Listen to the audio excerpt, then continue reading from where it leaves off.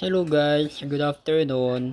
For today's video, kakain na naman tayo ng mga inasal-asal dito and 200 pesos yung budget natin. And ayan, patingin-tingin ako kung saan may isaw dito sa daan. Isaw na lang muna.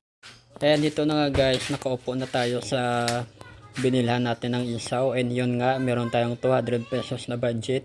So, aabangan natin kung ilan yung matitira sa 200 na allowance ko. Ayan na.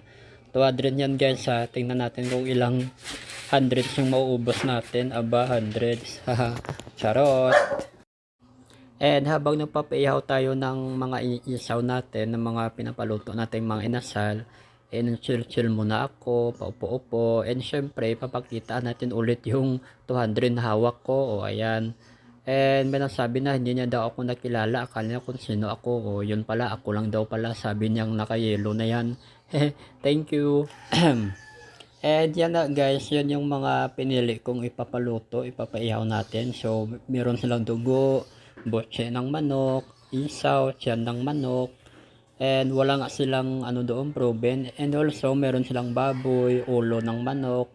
So hindi ako kumakain ng ulo ng manok. O bali yan na lang yung papaluto natin, yung dugo at ano pa ba yung kinuha ko dyan, nakalimutan ko na. Bali 3 dugo and 3 isaw din. Yun yung pinaihaw ko dyan guys.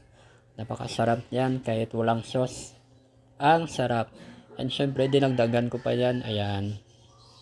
Kasi kulang sa atin yung yung 3, kaya dinagdagan ko pa another ng 3. So yung mga nauna dyan, actually kasabay ko rin yan ng paihaw. Kaya siguro sabay-sabay din kaming matapos. And syempre, inaabangan ko talaga kung magkano na lang mamaya yung matitira sa 200 na allowance ko. Ayan guys ha, pinapaluto na. O ayan. Ginagalingan ni ate sa pangpaypay para maluto ng maayos. So ayan guys ha, malapit na maluto yung pinapaihaw natin mga tinae ng tiyan ng manok.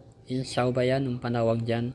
And syempre napaihaw tayo ng dugo. And ayan, kahit ang usok niyan ay napakabango. So ayan, pinabaliskan yan ni ate. Para maluto yung kabilang side. Ayan, kailangan i-ano. So yun guys ha, wait lang.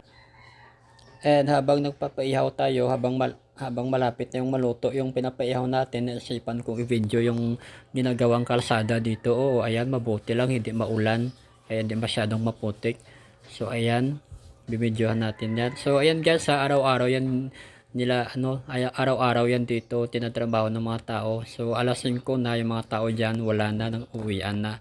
So and ayan, luto na yung pinaihaw natin. So maya-maya kakain na tayo. And ayan guys, titikman na natin. Ang sarap naman pala nito. So araw-araw talaga ako bumibili dito kasi napakasarap. Yes, ang sarap. And ayan guys, tapos na tayong kumain. So yan na lang yung natira sa 200. So ilan ba yan? 122. And ayan yung cup noodles, wala nang natira. Yan, puro na lang asalan yung natira. Mga plastic, mga basura namin yung natira. Ayan, wala nang laman. Yung sito, kaunti na lang rin. Yung plato, wala na rin. So yan yung sukli. So yun guys, maraming thank you sa panonood. Bali yun yung natira sa 200 pesos natin. Bali 122 na lang yun. So yun guys, don't forget to follow, like, comment, and share.